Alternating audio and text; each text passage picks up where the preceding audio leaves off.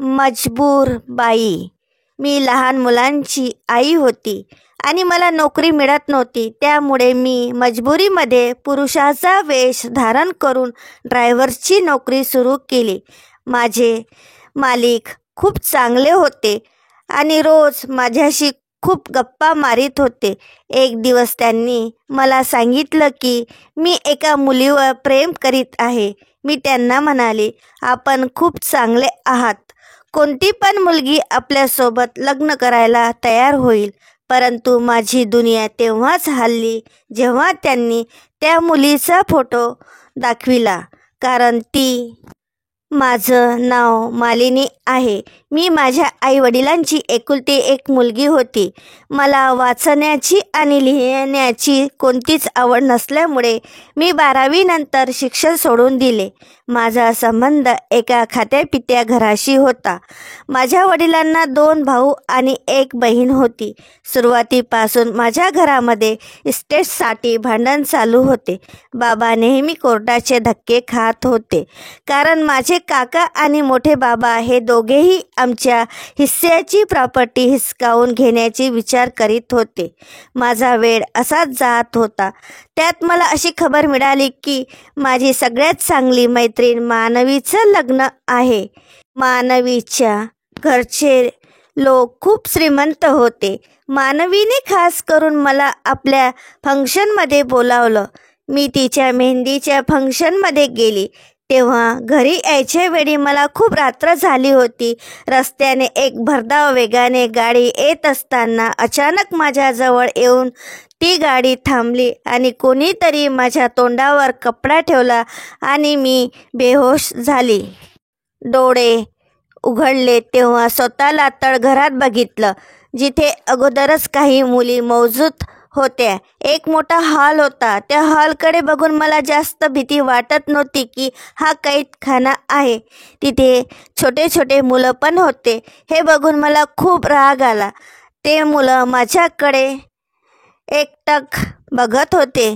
मी भीतीमुळे एका मुलीचा हात पकडला आणि म्हणाली, कोणत्याही परिस्थितीमध्ये आपल्याला इथून निघायचं आहे. भीतीमुळे मी कापत होती.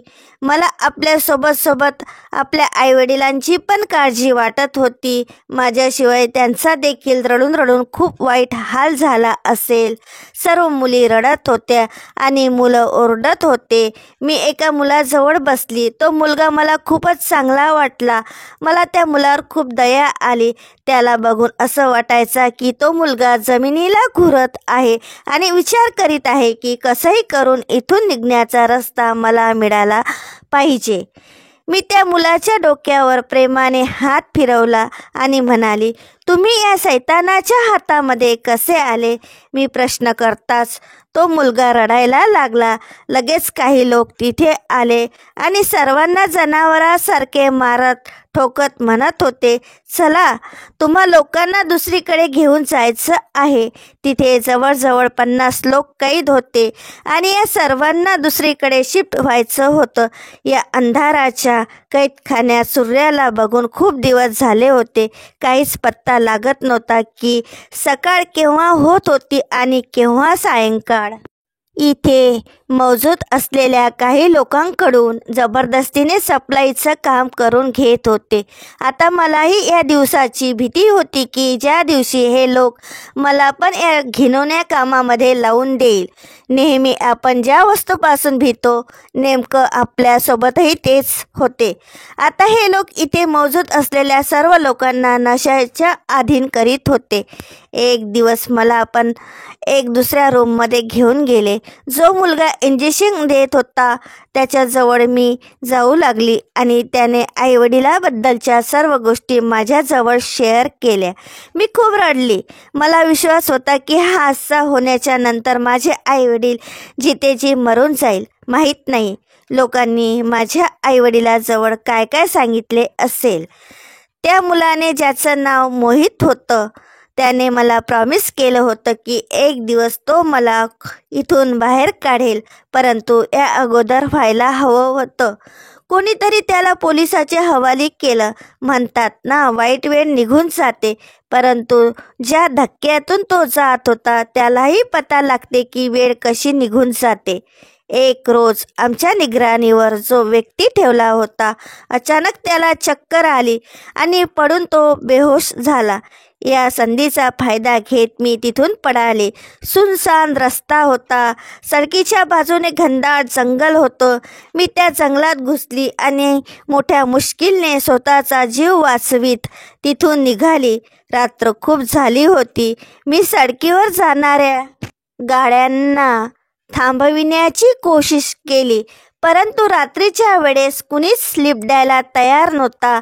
मी तिथून पैदल चालायला सुरुवात केली, परंतु 2 दिवसाच्या भुकेने आणि नशेच्या आदतने माझं चालणं कठीण झालं होतं. थोडी दूर चालल्यानंतर रस्त्याच्या मधातच मी बेहोश झाली. जेव्हा मला होश आला तेव्हा माझ्याजवळ एक डॉक्टर आणि 2 पोलीसवाले उभे होते. मला होश येताच पोलीसवाले माझी विचारपूस करीत होते. मी घाबरून गेली होती की ज्या मुसीबतमधून मी निघाली त्यात पुन्हा मी अडकली न जाऊ. यामुळे मी खोटं बोलण्याचं ठरविलं. तेच माझ्यासाठी उत्तम होतं. लोकांनी माझ्या घरचा पत्ता घेतला आणि मला माझ्या आईजवळ पोस्ट करून दिलं. माझी आई आज 6 महिन्यानंतर माझ्याशी बोलली होती. जेव्हा मी तिला पाहिलं होतं तेव्हा मी किडनॅप झाली होती. मग लोकांनी माझ्या आईवडिलांना ताना मारणे सुरू केले की तुमची मुलगी चरित्रहीन आहे, म्हणून ती घरून पडून गेली होती. माझे वडील हे सर्व बर्दाश्त करू शकत नव्हते आणि एक दिवस ते हे जग सोडून निघून गेले. माझी आई मुलीच्या आणि पतीच्या विचाराने बिमार पडली आणि आज जेव्हा ती मला चांगल्या तऱ्हेने ओळखत होती तर लोक नाना तऱ्हेने बोलायला लागले. 2 दिवस मी दवाखान्यात राहिल्यानंतर जेव्हा घरी आले तेव्हा मला माहीत झालं की समाजाला घरून पडून जाणे याचीच त्यांना आठवण राहते. कुणी पडून नेलं हे त्यांना दिसत नाही. हर व्यक्ती आपल्या डोळ्याला चष्मा लावून बसतो आणि सर्वजण आपली नजर आणि सोच यावर ठाम राहून दुसऱ्यावर इल्जाम लावणे सुरू करतात. न जाणे काय काय बोलतात. मी घरी येताच शेजारचे लोक माझ्या घरी जमा झाले आणि माझ्यावर प्रश्नांची बरसात सुरू झाली. तो मुलगा कोण आहे ज्याच्यासोबत तू पडून गेली होती? तू एक वेळ पण आपल्या आईवडिलांचा विचार केला नाही. तुझ्यामुळे तुझे वडील हे जग सोडून गेले. मी माझी सफाई देण्याचा प्रयत्न करीत होती, परंतु माझं कुणीच ऐकत नव्हतं. त्यामुळे मी चूप राहिली.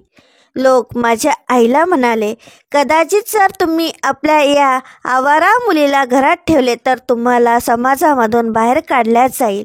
माझ्या आईने या सर्व लोकांचं म्हणणं ऐकून घेतलं, पण तिने कुणाला काही म्हणणं उचित नाही समजलं. तिला माहीत होतं की आपलं कुणी ऐकून घेण्यावाला नाही. या कारणाने तिने माझा हात पकडला आणि आम्ही गाव सोडून शहरात निघून गेलो. शहरात माझ्या आईची एक जुनी मैत्रीण राहत होती. रात्रीचे 10 वाजता आम्ही तिच्या घरी पोचलो. अचानक आम्हाला आपल्या घराच्या दरवाजावर बघितलं तर माझ्या आईची मैत्रीण अनिता आंटी घाबरून गेली. त्यांनी आम्हाला आतमध्ये बोलावलं आणि एक रूममध्ये बसवलं. आता आम्ही गोष्टी करीत होतो तेव्हाच मी बघितलं की अनिता आंटीचा एक मुलगा पण तिथे आला. अनिता आंटीचा मुलगा अतुल याचं वय जवळजवळ 23 वर्षाचं होतं, परंतु तो लहान मुलासारखा व्यवहार करीत होता. अनिता आंटीने सांगितले की त्यांचा मुलगा खूप होनहार आणि शिकला सवरला मुलगा होता. तो आपल्या कॉलेजचा बेस्ट प्लेयर होता, पण एक वेळा मॅच खेळण्याच्या दौरान कुण्या खिलाडीने त्याच्या डोक्यावर भारी वस्तू मारली. तो बेहोश होऊन खाली पडला आणि 1 महिना तो हॉस्पिटलमध्ये होता.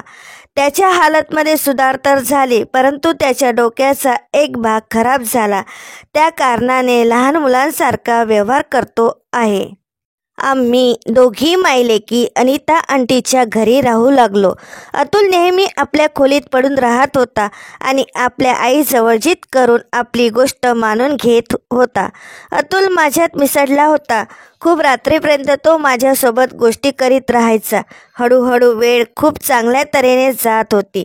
अनिता आंटीचे आमच्यावर खूप मोठे एहसान होतं की त्यांनी अशा कठीण परिस्थितीमध्ये आम्हाला सहारा दिला.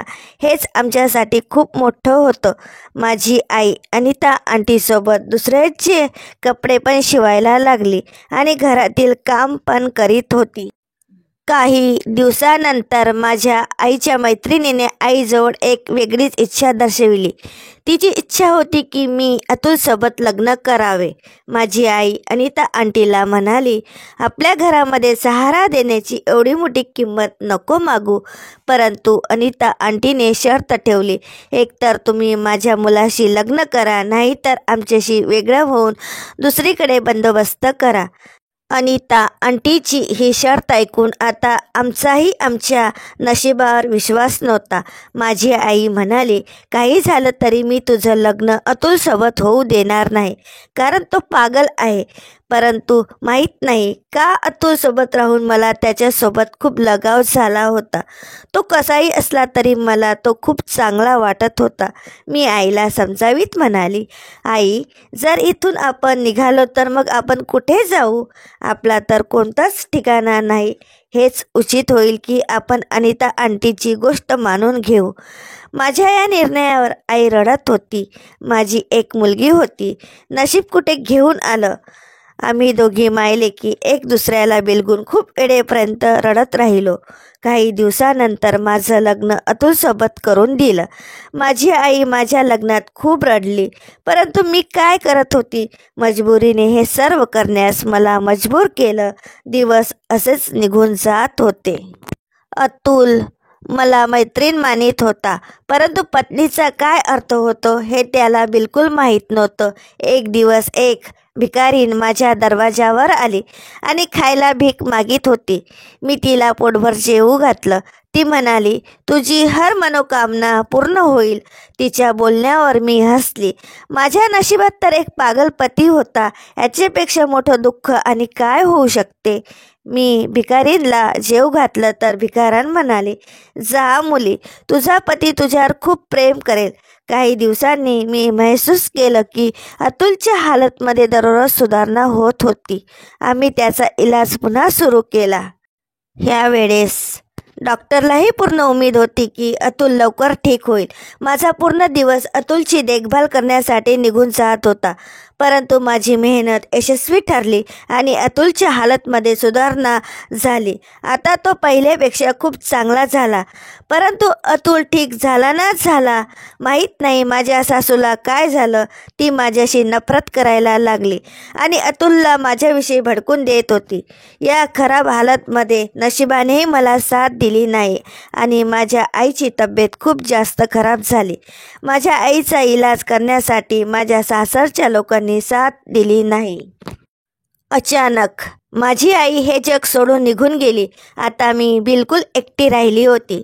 सासरी मला राहण्याचं ठिकाण तर होतं, परंतु माझं कुणीच नव्हतं. माझी आई मरण पावली ना पावली तोच माझ्या सासूचा अत्याचार माझ्यावर खूप वाढला. ती माझ्या नवऱ्याला एकाचे दोन सांगून मला खूप बोलत होती.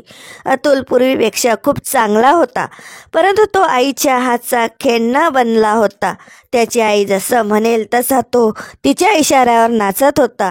आम्ही नवरा बायको एका अंजान नात्यात जुडलो होतो. सोबत असूनही आम्ही एक दुसऱ्यासोबत नव्हतो. आमचा रिश्ता असाच चालत होता. पण एक दिवस किस्मतने असं नवीन मोड घेतलं की अचानक मला माहीत झालं की मी आई होणार आहे.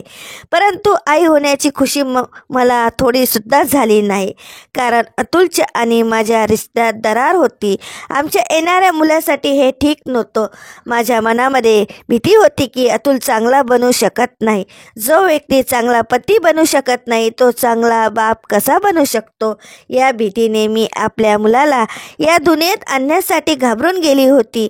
मी आमच्या मोहल्ल्यातल्या एका बाईला, जी सरकारी दवाखान्यात नर्स होती, तिला मदत मागितली. ती माझी मदत करायला तयार झाली, परंतु दवाखान्यात गेल्यानंतर मला कळलं की माझं अबॉर्शन होऊ शकत नाही. जर या मुलाला पाडायची कोशिश केली तर माझ्या जीवाला धोका उत्पन्न होऊ शकतो.